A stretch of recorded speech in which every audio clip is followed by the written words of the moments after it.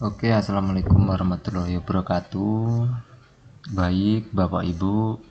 Jadi, pada kesempatan hari ini saya akan menjelaskan tentang pengisian akreditasi dari butir 1 sampai 14. Jadi kita buka untuk butir 1 dulu ya, Bapak Ibu.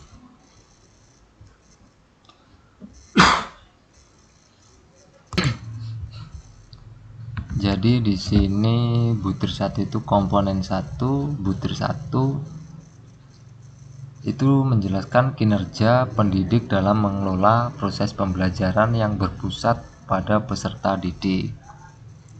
Nah, terus indikatornya ada 1, 2, 3, 4. Kalau ini yang di sis penanya ya.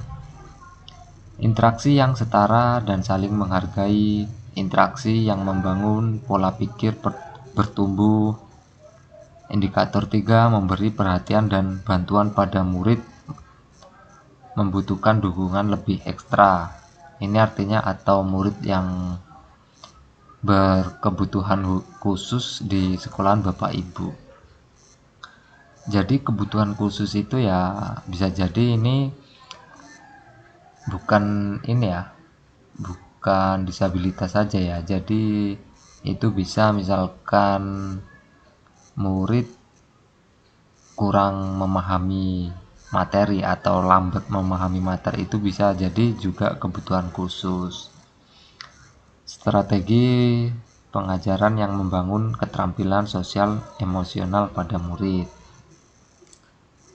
Terus kalau indikatornya sudah, ada instruksi.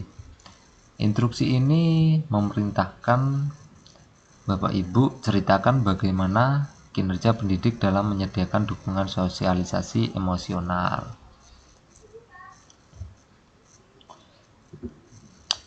Nah, jadi Bapak Ibu itu yang di satu sekolahan itu yang bertugas mengerjakan butir 1 itu semua dokumennya itu harus disiapkan dulu, dibuat, dikerjakan, lalu nanti di-upload di Google Drive.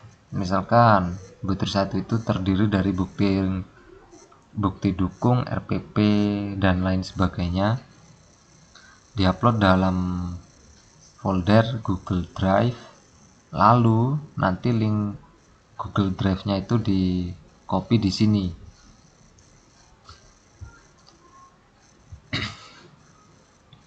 Instruksi, terus di sini Bapak Ibu diminta menceritakan kolom deskripsi kinerja asesi. Nah, di sini diceritakan dulu, lalu sudah diceritakan, itu untuk menceritakan itu maksimal 1000 karakter ya Bapak Ibu. Nah, setelah sudah diceritakan, file-file atau bukti dukung sudah di-upload di Google Drive, nanti di linknya dipastikan di sini. Dan untuk link ini itu nanti dibagikan secara publik ya, jangan tidak publik. Nanti asesor mau ngecek atau dari pihak ban itu mau ngecek, tidak bisa, harus dibagikan secara publik. Ini contoh punya saya yang Google Drive-nya sudah ada, karena kemarin sudah akreditasi dan sudah dilakukan visitas dan sudah selesai. Nah, ini akreditasinya. Di sini nih butir 1, butir 2, bukti dukungnya udah lengkap semua sampai butir 14. Ini contoh yang butir 1 tadi atau soal nomor 1. Kita buka dulu ya. Nah, di sini diupload semua di satu folder.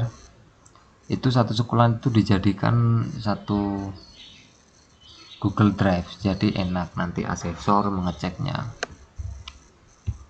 Nih, baik, kita coba buka dulu ya di dokumen pembelajarannya.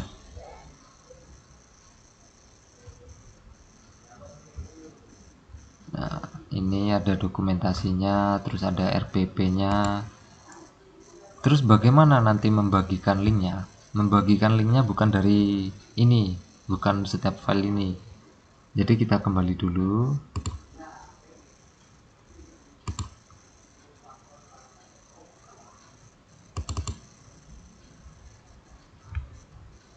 Tunggu dulu.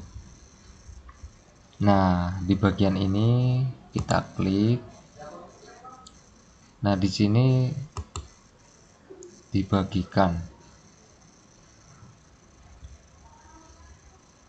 Kita tunggu, prosesnya masih muter-muter loading ya karena sinyal.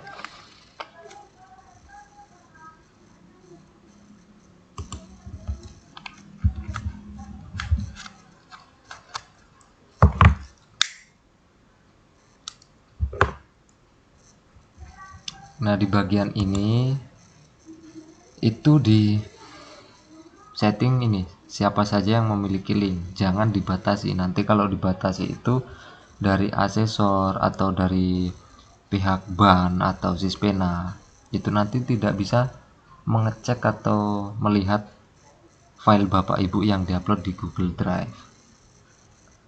Nah, di setting ini terus di copy linknya. Nih,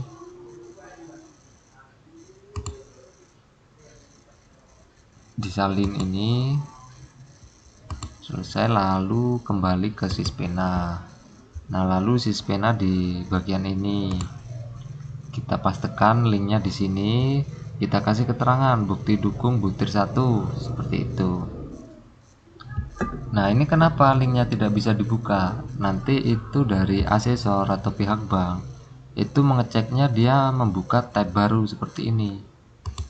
Nah, lalu dipastikan link Google Drive-nya di halaman baru, diklik seperti ini.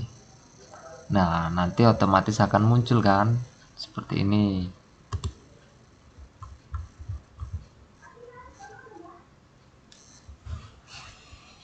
Jadi Bapak Ibu itu kalau mengerjakan, kita nggak ada panduannya, cuma melihat dari Sispenanya seperti ini aja, pasti akan bingung. Itu bukti dukungnya apa saja sih yang perlu disiapkan?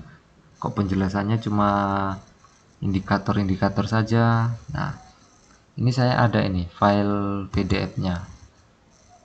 Jadi ini bukti pendukung akreditasi butir 1, bukti dukungnya terdiri dari RPP, KSP, rapor berisi catatan wali kelas, jurnal refleksi guru, dan bukti lainnya.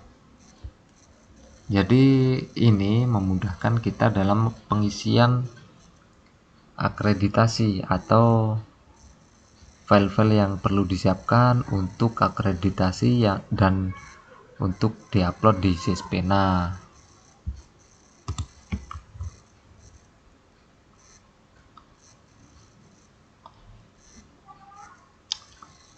Setelah itu kita lanjut ke bagian butir 2. Sama aja Bapak Ibu, untuk butir 2 sampai seterusnya itu pengisiannya sama dengan butir 1. Tapi kalau kita ini tidak memahami ini dan tidak ada referensi apa sih penjelasan dari indikatornya, terus bukti dukungnya apa saja sih yang perlu disiapkan dan yang perlu dibuat, itu kalau kita nggak ada referensinya ya kita bingung mau mulainya dari mana. Jadi saya tadi kan udah punya file ini, punya file PDF ini. Jadi setiap butir itu udah dijelaskan bukti dukungnya apa, terus yang perlu disiapkan apa, dan yang dibuat apa, seperti itu. Jadi enak, ini memudahkan kita. Lalu kita membuat bukti dukungnya. Misalkan tadi kan butir 1, oh RPP, oh iya punya saya ini RPP-nya belum. Jadi membuat RPP dulu.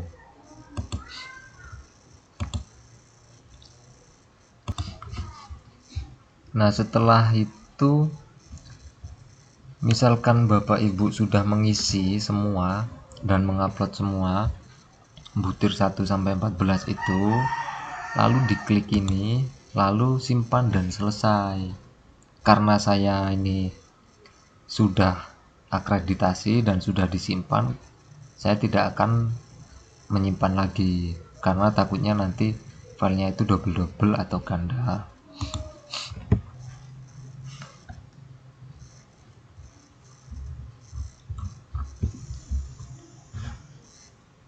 Kalau sudah diupload semua, nanti akan nomor yang tercantum di Sispena itu biasanya nomor kepala sekolah. Nanti kepala sekolah itu akan dihubungi oleh asesor atau mendapatkan informasi dari BAN itu, Badan Akreditasi Nasional, akan mendapatkan informasi kepala sekolahnya. Nanti sekolah Bapak Ibu itu mendapat jadwal mendapat jadwal tanggal berapa, dan asesor itu nanti akan turun, dan tentunya asesor itu akan menghubungi kepala sekolah atau nomor yang tercantum di Sispena.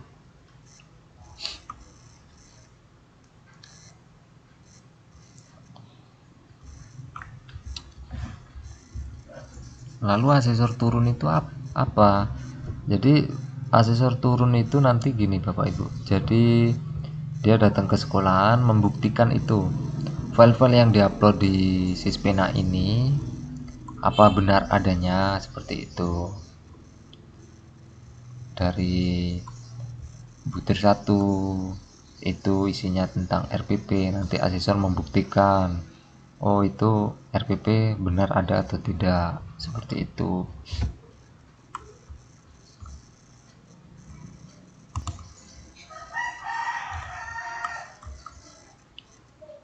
Nah, untuk file itu yang disiapkan ini kan akreditasi tahun 2026. Jadi yang perlu dibuat itu ya file 2025 dan 2024. Nah, setelah asesor selesai visitas, nanti Bapak Ibu mengisi kartu kendali ini. Kartu kendali itu diisi kalau visitasi sudah selesai atau asesor sudah pulang, seperti itu Bapak Ibu, udah check out dari sekolahan Bapak Ibu. Itu kemarin punya saya itu asesor 2 hari di sekolahan kami itu. Jadi itu pengisian kartu kendali ini sudah selesai visitas dan asesor sudah pulang, baru kita boleh mengisi kartu kendali. Kalau masih 1 hari itu kita tidak bisa, sebenarnya bisa, tapi tidak diperbolehkan untuk mengisi kartu kendali karena visitasnya belum selesai. Tapi kalau punya Bapak Ibu visitasnya itu asesornya cuma sehari, ya langsung diisi saja, tidak apa-apa.